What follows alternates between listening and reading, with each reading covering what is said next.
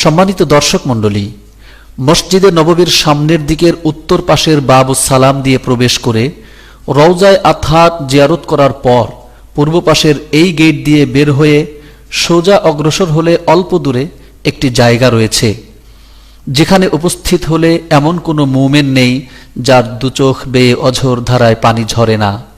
হ্যাঁ দর্শক শ্রোতা, জান্নাতুল বাকির কথাই বলছি, যা নবীজি সাল্লাল্লাহু আলাইহি ওয়াসাল্লামের নিজ হাতে প্রতিষ্ঠিত কবরস্থান বাকিউল গরকাদ বা জান্নাতুল বাকি। এখানে আসলেই মনে পড়ে যায় সেই সব মুহাজির সাহাবায়ে কেরামের কথা, যারা ইসলামের জন্য স্ত্রী পুত্র ছেলে মেয়ে বাড়িঘর ধন সম্পদ সবকিছু মক্কায় রেখে হিজরত করে এসেছিলেন মদিনায়, যাদের অনেকেই ঘুমিয়ে আছেন এই জান্নাতুল বাকিতে। মনে পড়ে যায় মদিনার সেই সব আনসারী সাহাবীদের কথা, যারা নিজেদের ঘরবাড়ি ধন সম্পদ সন্তান সন্ততি পর্যন্ত বন্টন করে দিয়েছিলেন মুহাজিরদের জন্য। এমনকি একাধিক স্ত্রী থাকলে একজন রেখে অন্যদেরকে তালাক দিয়ে মুহাজির ভাইদের জন্য সুযোগ করে দিয়েছিলেন, যাতে তারা বিয়ে করে সংসারী হতে পারেন, যাতে কিছুটা হলেও প্রশমিত হয় মক্কায় রেখে আসা সন্তান সন্ততির বিয়োগ ব্যথা। নিজেদের খাবার তুলে দিয়েছিলেন মুহাজির ভাইদের মুখে। সেই কঠিন আত্মত্যাগী আনসারী সাহাবিগণ এই জান্নাতুল বাকিতেই আজ ঘুমিয়ে আছেন, যাদের সেই সীমাহীন ত্যাগ স্বীকারের ফলেই আমরা ইসলামের মতো মহা দৌলত পেয়েছি, হতে পেরেছি মুসলমান। এছাড়াও এই জান্নাতুল বাকিতে ঘুমিয়ে আছেন হুজুর আকরাম সাল্লাল্লাহু আলাইহি ওয়াসাল্লামের কলিজার টুকরা চারজন কন্যা সন্তান ফাতিমা, রুকাইয়া, উম্মে কুলসুম, জাইনাব এবং ছোট্ট ছেলে ইব্রাহিম রিদওয়ানুল্লাহি আলাইহিম আজমাইন। হযরত আয়েশা রাদিয়াল্লাহু আনহা সহ হুজুরের 9 জন স্ত্রী এই জান্নাতুল বাকির পবিত্র ভূমিতে ঘুমিয়ে আছেন। এখানে ঘুমিয়ে আছেন নবীজি সাল্লাল্লাহু আলাইহি ওয়াসাল্লামের প্রিয় দৌহিত্র হযরত হাসান বিন আলী রাদিয়াল্লাহু আনহুমা। প্রায় 10,000 সাহাবী এই জান্নাতের বাগানে ঘুমিয়ে আছেন। এছাড়াও জয়নাল আবেদিন, ইমাম মালিক, ইমাম নাফে আল মাদানী, ইমাম জাফর সাদেক সহ অসংখ্য মুত্তাকি পরহেজগার আল্লাহর ওয়ালিগণ এখানে শুয়ে আছেন রাহিমাহুমুল্লাহু আলাইহিম আজমাইন। এই কবরস্থান প্রতিদিন ফজরের পর এবং আসরের পর খুলে দেয়া হয়, 1-1.5 ঘন্টা পর আবার বন্ধ করে দেয়া হয়। এ সময়গুলোতে হাজার হাজার মানুষ জিয়ারত করে থাকে। দর্শক মণ্ডলী, আপনারা গ্রিলের ভেতর দিয়ে পুরনো একটি দেয়াল দেখতে পাচ্ছেন। লক্ষ্য করে দেখুন, দেয়ালের নিচে অল্প উঁচু করে সাদা দেয়ালের বেষ্টনী রয়েছে। এটাই হলো নবীজি সাল্লাল্লাহু আলাইহি ওয়াসাল্লামের কলিজার টুকরা ফাতিমা জাহরা রাদিয়াল্লাহু আনহার কবর। নবীজি সাল্লাল্লাহু আলাইহি ওয়াসাল্লামের ইন্তেকালের পর প্রায় 6টি মাস তিনি পিতার বিরহে শোকাহত হয়ে বড় কাতর অবস্থায় সময় পার করেছেন। কারণ পিতাজিকে ঘিরে নানা বেদনাদায়ক স্মৃতির দগদগে ক্ষতের যন্ত্রণা কোনোভাবেই ভুলতে পারছিলেন না তিনি। নবুয়তের প্রায় সূচনা থেকেই নবীজি সাল্লাল্লাহু আলাইহি ওয়াসাল্লামের প্রতিটি দুঃখ কষ্টের উপাখ্যান ফাতিমার চোখের সামনেই ছিল। তাই সেই স্নেহশীল পিতাকে হারিয়ে তিনি কোনোভাবেই স্বস্তি পাচ্ছিলেন না। শেষ বিদায়ের সময় নবীজি সাল্লাল্লাহু আলাইহি ওয়াসাল্লাম তাকে সান্ত্বনা দিয়ে বলেছিলেন, ফাতিমা, আমার আত্মীয়দের মাঝে তুমি সর্বপ্রথম আমার সাক্ষাৎ পাবে। তাই ফাতিমা রাদিয়াল্লাহু আনহা সেই অপেক্ষায় যেন প্রহর গুনছিলেন। অবশেষে 6 মাস 18 দিন পর ফাতেমারও ইন্তেকাল হয়ে যায় এবং এই জায়গাতে তাকে দাফন করা হয়। তিনি হলেন সাইয়্যিদাতুন নিসা বা জান্নাতের নারীদের সর্দার। জান্নাতুল বাকির গেটের বাইরে দাঁড়িয়েও সবসময় এভাবে জিয়ারত করতে থাকে অসংখ্য জিয়ারতকারীগণ।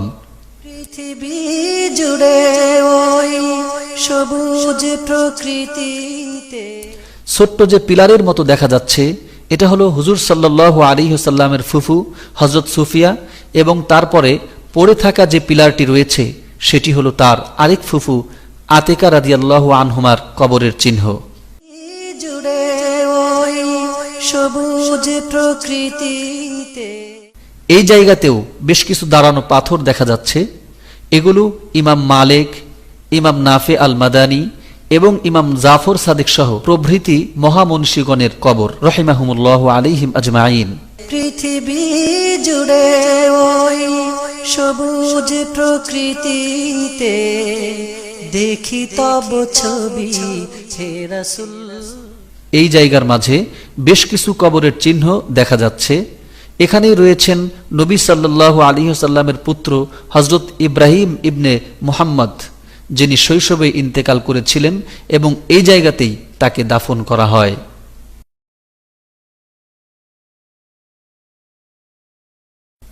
ঐতিহাসিক তথ্য মতে জঙ্গে হাররা নামে একটি যুদ্ধ হয়েছিল মদিনায়। এতে বেশ কিছু সাহাবী এবং তাবেঈন শহীদ হয়েছিলেন। সেই সব শুহাদায়ে হাররাকে এই জায়গাতে দাফন করা হয়েছিল, পুরনো দেয়ালের বেষ্টনীর মাঝে। বয়ে চলা বাতাসে শুনি তব নাম হে রাসূল, আকাশের তারকা। যে আঁকাবাঁকা রাস্তা দেখা যাচ্ছে এটা জান্নাতুল বাকির মাঝ বরাবর রাস্তা। এই রাস্তা দিয়ে সামনে অগ্রসর হলে মিডল পয়েন্টে একটি উঁচু জায়গা দেখা যায়। ওটাই হচ্ছে হযরত উসমান বিন আফফান রাদিয়াল্লাহু আনহুর কবর, যিনি রাসূলের জামাতা ছিলেন ইসলামের ইতিহাসের তৃতীয় খলিফা। হযরত উসমান রাদিয়াল্লাহু আনহুকে দুষ্কৃতিকারীরা শহীদ করে দেওয়ার পর তারা জান্নাতুল বাকির দখলও নিয়ে নেয়। ফলে উসমান রাদিয়াল্লাহু আনহুকে জান্নাতুল বাকিতে কবর দেয়া সম্ভব হয়নি। বাধ্য হয়েই উসমান রাদিয়াল্লাহু আনহুর ক্রয় করা নিজস্ব বাগানের এই জায়গাতে তাকে দাফন করা হয়। অবশ্য পরবর্তীতে সে বাগান ও কবরসহ জান্নাতুল বাকির অন্তর্ভুক্ত হয়ে যায়। পৃথিবী জুড়ে ওই সবুজ প্রকৃতিতে দেখি তব ছবি হে রাসূল। দর্শক মণ্ডলী, অনেকগুলি দাঁড়ানো পাথরের মাঝে দেয়াল ঘেরা যে কবরটি দেখা যাচ্ছে সেটি হুজুর সাল্লাল্লাহু আলাইহি ওয়াসাল্লামের দুধমা হালিমা সাদিয়া রাদিয়াল্লাহু আনহার কবর। সম্মানিত দর্শক শ্রোতা, নবী, ওলি, বাদশাহ, ফকির যেই হন না কেন সকলেরই সর্বশেষ ঠিকানা চার দেয়ালে ঘেরা ৩.৫ হাত মাটির বিছানা। মহান আল্লাহ তাআলা বলেন, আইনামা তাকুনু ইউদ্রিককুমুল মাউতু ওয়ালাউ কুনতুম ফি বুরুজিম মুশাইয়াদা। হে মানুষ, তোমরা যত নিরাপদ জায়গায় আশ্রয় নাও না কেন মৃত্যু তোমাদেরকে ধরবেই। কুল ইয়াতাওয়াফাকুম মালাকুল মাউতিল্লাযী উক্কিলা বিকুম সুম্মা ইলা রাব্বিকুম তুরজাউন। তোমাদের জান কবজের দায়িত্বে নিয়োজিত ফেরেশতা তোমাদের জান কবজ করে মৃত্যু ঘটাবেন, অতঃপর তোমরা তোমাদের রবের নিকট ফিরে যাবে। আসুন আমরা মৃত্যুর কথা স্মরণ রাখি, মৃত্যুর জন্য প্রস্তুতি গ্রহণ করি। এক সাহাবী এসে নবীজি সাল্লাল্লাহু আলাইহি ওয়াসাল্লামকে বললেন, ইয়া রাসূলুল্লাহি মান আকিয়াসুন নাস ওয়া মান আহজামুন নাস। হে আল্লাহর রাসূল, পৃথিবীতে সবচেয়ে বুদ্ধিমান ও জ্ঞানী কে? রাসূল সাল্লাল্লাহু আলাইহি ওয়াসাল্লাম বললেন, আকসারুহুম যিকরান লিল মাউত ওয়া আকসারুহুম ইস্তি'দাদা উলাইকা হুমুল আকিয়াস যাহাবু বিশারাফিদ দুনিয়া ওয়া কারামাতিল আখিরা। যারা বেশি বেশি মৃত্যুকে স্মরণে রাখার সাথে সাথে মৃত্যুর জন্য খুব ভালোভাবে সর্বদা প্রস্তুত থাকে, তারাই মূলত জ্ঞানী, তারাই বুদ্ধিমান। তারা দুনিয়া থেকে সম্মানের সাথে বিদায় গ্রহণ করবে, আখিরাতেও তারা মর্যাদাপ্রাপ্ত হবে।